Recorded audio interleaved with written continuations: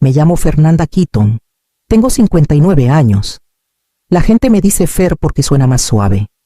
Y supongo que he pasado la mayor parte de mi vida tratando de ser exactamente eso suave en los bordes, fácil de llevar, nunca de las que arman un escándalo. El mensaje llegó mientras guardaba las compras. La luz invernal que entraba por la ventana de la cocina tenía ese tono pálido de Guadalajara que hace que todo parezca más frío de lo que está. Mi celular vibró en la barra. Un nuevo mensaje de voz. El nombre de mi hijo en la pantalla. Su voz estaba calmada, cortante, como si leyera un guión. Mamá, no vamos a poder ir juntos esta Navidad. Lo siento, es complicado. Por favor, entiéndelo. Por un largo rato me quedé ahí parada, con el cartón de huevos en la mano. Todavía podía oír su tono educado, distante, casi profesional. Dejé los huevos y le di play otra vez, pensando que quizás había escuchado mal, pero no. Cada palabra cayó exactamente igual. Mis dedos no temblaron, ni siquiera cuando escribí la respuesta. Lo aprecio. 2 palabras. Nada más. Dejé el celular en la barra y terminé de guardar las compras. Pan, leche, el frasquito de mermelada de arándano que había comprado para la mañana de Navidad. Luego llené la tetera. Escuché el agua zumbar y esperé a que el ruido dentro de mí se calmara. A las 8 de la noche, la casa se sentía demasiado quieta. Encendí la lámpara junto a la mesa del comedor y abrí la laptop. El logo de la empresa de construcción de mi hijo, Keaton Renovación y Diseño, apareció en la pantalla. Yo sabía todas las contraseñas, todos los registros fiscales, todas las cuentas de proveedores. Yo había armado casi todo después de que su tercer contador renunciara. Empecé a cerrar sesiones y a revocar accesos donde podía portal del banco, notificaciones de nómina, correos de proveedores. Algunos tardarían en actualizarse. Subí una última carpeta etiquetada Archivos completos al Drive compartido. Cerré la laptop y apagué la lámpara.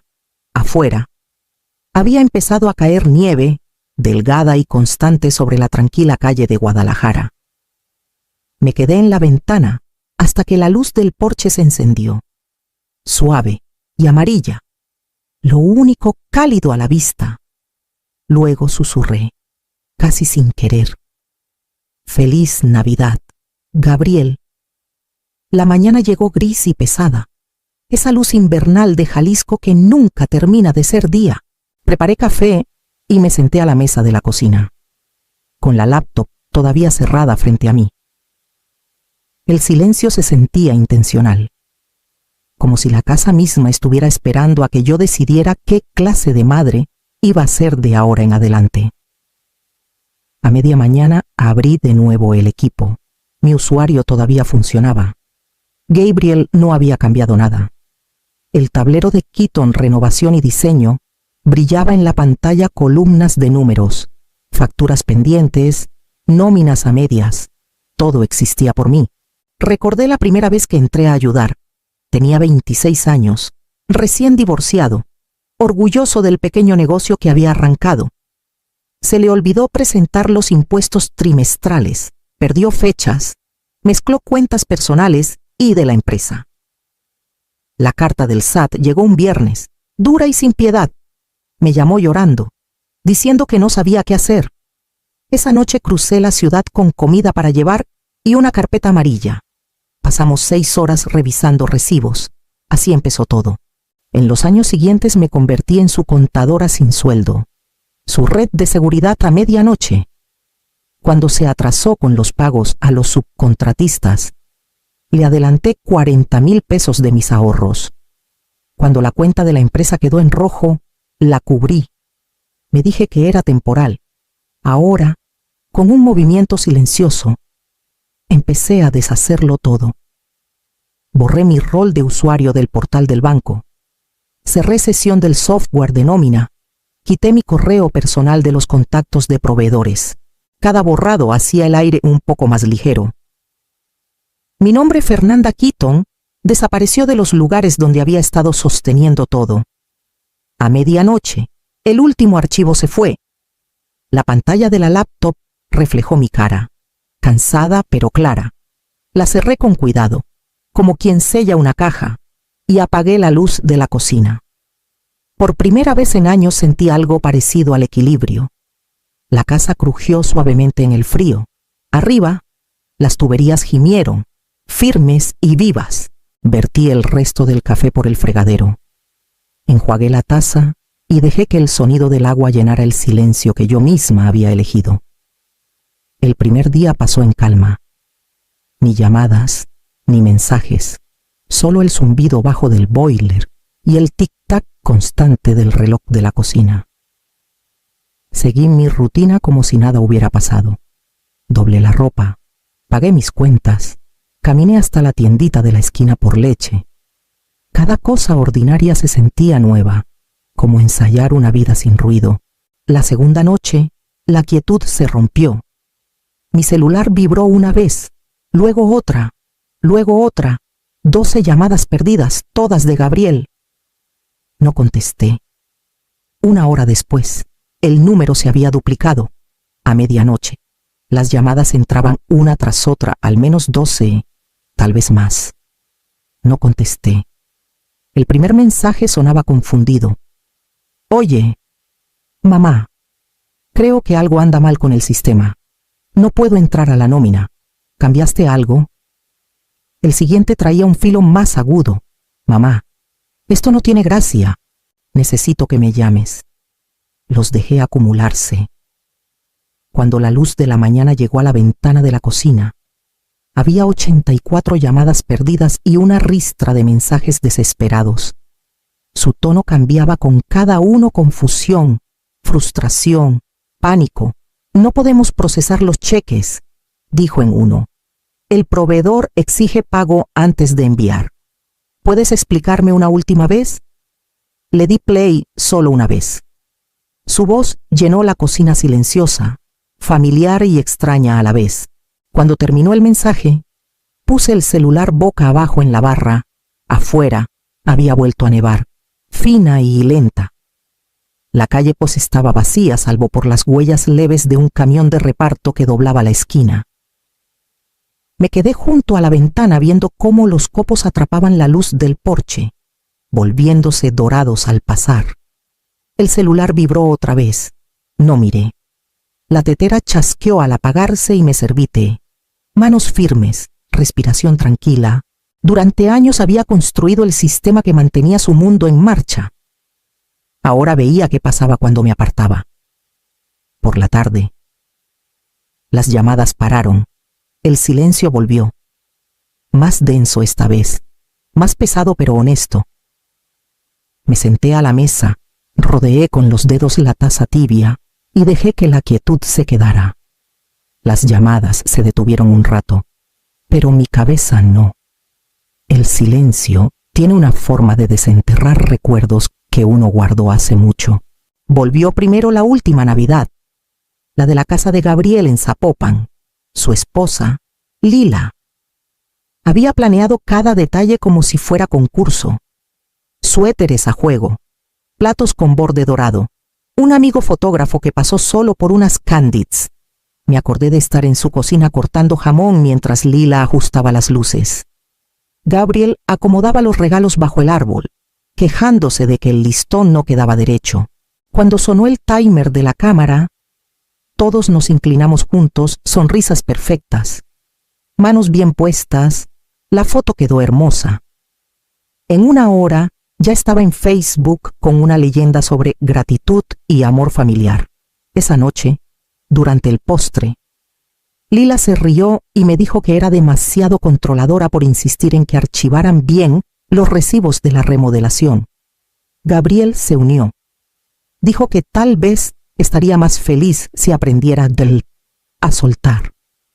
Su risa no era cruel, solo descuidada, pero algo dentro de mí se dobló. Me di cuenta de que no era parte del cuadro, ya habían decidido quién debía ser yo. La ayudante que sonreía y callaba. Cuando salí de su casa esa noche, nevaba igual que ahora, suave, sin ruido, fingiendo inocencia. Recuerdo quitarme la nieve del abrigo y pensar qué pacífica se veía desde lejos. Ese fue el momento en que dejé de corregir sus números, de recordarles fechas, de preguntar si necesitaban ayuda. No por enojo, por cansancio. Ahora, meses después, parada en mi cocina, todavía veía la foto en mi mente y por primera vez no me sentí excluida. Me sentí libre de tener que encajar en ella. Para el viernes por la mañana, los mensajes cambiaron de tono. Ya no eran de Gabriel. Eran de números que no conocía: subcontratistas, proveedores, empleados. Algunos llamaron repetidamente el día siguiente, confundidos y nerviosos. Unos mencionaron envíos pendientes. Yo sabía exactamente qué pasaba. Sin mi acceso, las transferencias automáticas que yo manejaba se habían detenido. Siempre había mantenido su pequeña empresa un paso adelante, equilibrando pagos, moviendo fechas, pasando dinero de una cuenta a otra sin que se notara. Gabriel pensaba que era suerte. Yo sabía que no. Al mediodía estaba en el mercado, empujando el carrito despacio por el pasillo, el celular vibrando en el bolsillo del abrigo. Era más fácil no mirar. La cajera me reconoció y me preguntó por mis planes de Navidad. Una tranquila, dije, y lo dije en serio. Al llegar a casa había más mensajes. Uno de Lila esta vez, la voz espesa de llanto. Fer, por favor, solo dinos qué hacer. Los empleados llaman, los proveedores amenazan con demandar. Gabriel intenta arreglarlo, pero no sabe cómo. Hizo una pausa y su voz se quebró. Solo necesitamos un poquito de ayuda, nada más. Escuché el mensaje una vez y lo borré. No era que no me importara, me importaba, pero el cariño se había vuelto la trampa que me mantenía limpiando sus desastres, salvándolos de lecciones que se negaban a veces a aprender. Me preparé la cena: sopa sencilla y pan tostado. Y vi nevar contra la ventana. La calle estaba callada. Ese silencio que antes me hacía sentir sola, ahora se sentía ganado. Esa noche di una vuelta a la cuadra. El frío me picaba a través de los guantes, fuerte y real. Luces parpadeaban en las casas cercanas, familias adornando árboles, niños riendo, música y vida. Por primera vez en años no sentí que me perdía de nada. Al volver, la luz del contestador parpadeaba otra vez, firme y roja. No le di play. Ya sabía qué dirían las voces: pánico, pretextos, el sonido de muros que al fin se rajaban. Apagué la luz y subí, dejando que el teléfono sonara en la oscuridad. Eran casi las 9 cuando empezaron los golpes. Al principio pensé que era el viento contra el porche, pero luego los oí otra vez: 3 golpes secos, impacientes. Corrí un poco la cortina y vi una figura oscura en la nieve. Gabriel. Su camioneta estaba estacionada chueca en la banqueta, motor encendido, faros cortando los copos. No traía guantes, solo una chamarra delgada, el pelo mojado, la cara entre enojo y cansancio. Cuando abrí la puerta, entró aire frío y él dio un paso como si no supiera si entrar o gritar desde el umbral. Entonces así va a ser, dijo. Su voz estaba ronca, de tantas noches sin dormir y orgullo tragado tarde. Ya dejaste claro tu punto, mamá. No contesté de inmediato. Lo miré: mi hijo, 34 años, parado en mi porche como desconocido, la cara pálida, los ojos rojos en los bordes. Parecía el niño que se paraba afuera de mi cuarto después de pesadillas, pero esta vez no tenía miedo a la oscuridad, solo a las consecuencias. Tomó aire, forzando la calma. Me hiciste quedar en ridículo. La gente habla, nómina, impuestos, proveedores, todos piensan que soy un inútil. Mantuve la voz pareja. Yo no se los dije. Gabriel, tú lo hiciste. Se encogió. Pudiste ayudar. Siempre lo haces. Lo hice, dije bajito. Durante años. La nieve en sus hombros se derretía en círculos húmedos en el piso. Miró alrededor de la casa, la misma en que creció, como si la viera por primera vez: pequeña, cálida, firme, lo opuesto a su caos. No es justo, murmuró. La familia debe ayudarse. Lo hice, repetí, hasta que ayudar se volvió pretexto. Se dio la vuelta, la mandíbula tensa, la mano apretando la perilla hasta ponerse los nudillos blancos. Está bien, dijo. Disfruta tu silencio. Cuando la puerta se cerró tras él, el sonido retumbó en la casa. Me quedé donde estaba, viendo sus luces traseras alejarse por la calle, rojas contra la nieve que caía. El silencio que siguió no era tranquilo esta vez. Era pesado, vivo, llenaba cada rincón como un aliento contenido demasiado tiempo. Cerré con llave, apagué la luz del porche y me quedé en la oscuridad, hasta que el frío empezó a doler. Luego susurré para nadie: está a salvo. Con eso basta, pero no se sentía suficiente. Se sentía como estar al borde de algo ya roto, tratando de no caer detrás. Pasaron 2 días antes de que volviera a tocar la laptop. La casa se había acomodado a su nuevo ritmo: mañanas tranquilas, tardes largas, el zumbido constante del boiler en lugar de conversación. Pero la paz se siente frágil cuando hay asuntos pendientes de fondo. El lunes llamé a una vieja amiga de mis años en la firma contable, una mujer llamada Carla Torres. No hablábamos desde hacía casi 10 años, pero contestó con la misma calidez brusca que recordaba. Fernanda Keaton, dijo, riendo bajito, sigues sonando como quien organiza la vida con colores. Los viejos hábitos no mueren, le dije. Luego, tras una pausa, necesito checar algo, discretamente. En unas horas me guió a archivos públicos y documentos que podía verificar legalmente. Revisé línea por línea hasta encontrar lo que temía mi nombre, como garante secundario en la línea de crédito de Keaton Renovación y Diseño. Lo había firmado 6 años atrás, cuando Gabriel juró que era solo trámite, 400,000 pesos. Ese era el total aprobado a mi nombre. Me quedé quieta mucho rato, mirando la pantalla, oyendo mi propio corazón bajo el zumbido del refri. A la mañana siguiente manejé al centro, hasta la pequeña sucursal del banco que manejaba la cuenta. El mismo gerente que nos ayudó años atrás me reconoció al instante. Señora Keaton, dijo, ojos amables pero cautos. Me preguntaba cuándo vendría. Me guió por los papeles con eficiencia callada. Presenté la solicitud para quitarme de la línea de responsabilidad y cerrar la garantía automática. Tardó menos de 1 hora. Cuando deslizó el último formato sobre el escritorio, firmé mi nombre despacio, con cuidado, como quien sella algo sagrado. En casa le mandé a Carla un mensaje corto, todo resuelto. Gracias. Luego preparé té y me senté junto a la ventana mientras una capa delgada de nieve empezaba a derretirse en la calle. Esa tarde llegó otro mensaje de voz, Gabriel otra vez. Voz tensa y cortante. El banco congeló la cuenta. Dijeron algo de un cambio de autorización. Mamá, ¿qué hiciste? No contesté. Abrí el cajón, guardé las copias firmadas y sentí algo que no había sentido en meses: seguridad. No victoria, solo resguardo. Vi la luz del porche parpadear contra el crepúsculo y comprendí que a veces el poder no está en quien grita más fuerte. Está en quien firma al final y se va. La Nochebuena llegó callada, con un frío que suaviza hasta el ruido de los coches que pasan. La casa olía levemente a romero y mantequilla. Decidí asar un pollo pequeño, nada fancy, solo para una persona. Puse la mesa con un plato, un tenedor, un vaso. La vela en el centro parpadeaba contra el vidrio, derramando un brillo suave por la habitación.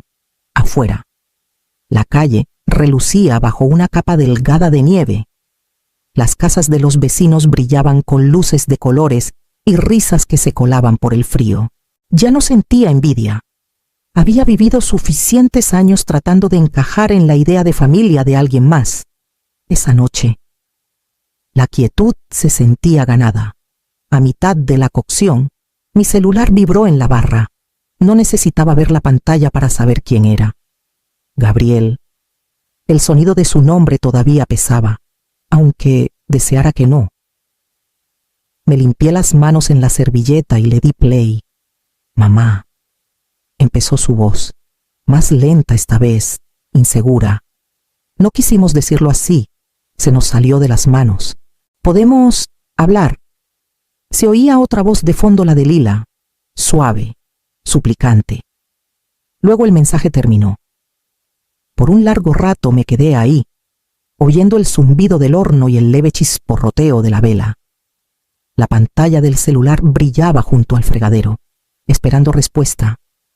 Borré el mensaje y puse el teléfono boca abajo. Sonó el timer y saqué el pollo del horno. La piel estaba dorada, crujiente, aromática. Me serví un vasito de vino.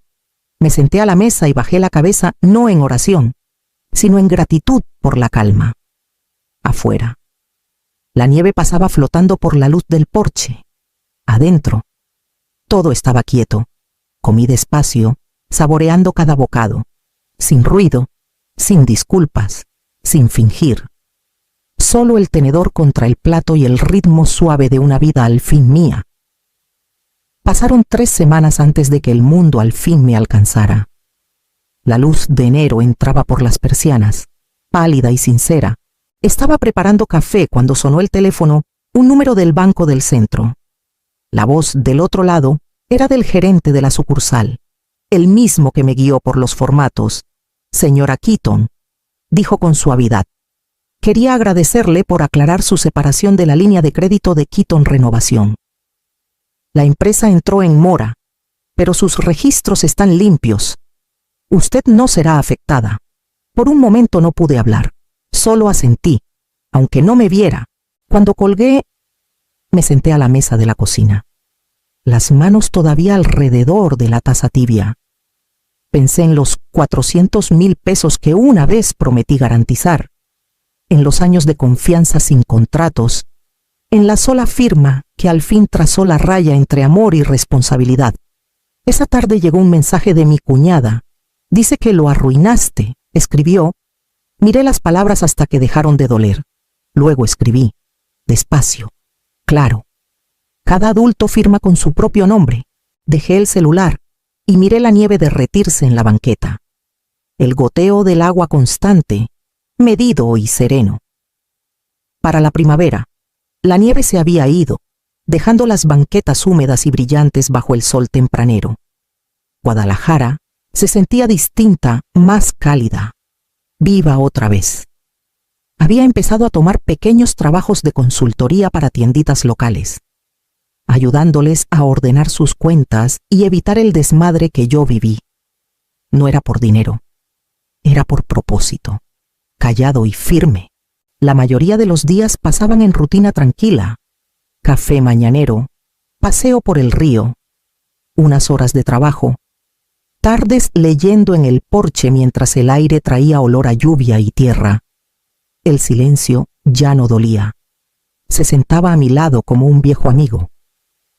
Una tarde me encontré parada junto a la luz del porche, la que mi difunto esposo cableó hace décadas cuando la casa todavía estaba a medias. El vidrio estaba gastado, pero la bombilla brillaba suave, firme en el crepúsculo. Alcancé el interruptor. Me detuve y sonreí. Esta luz ya no es para esperar, susurré. Es para la paz.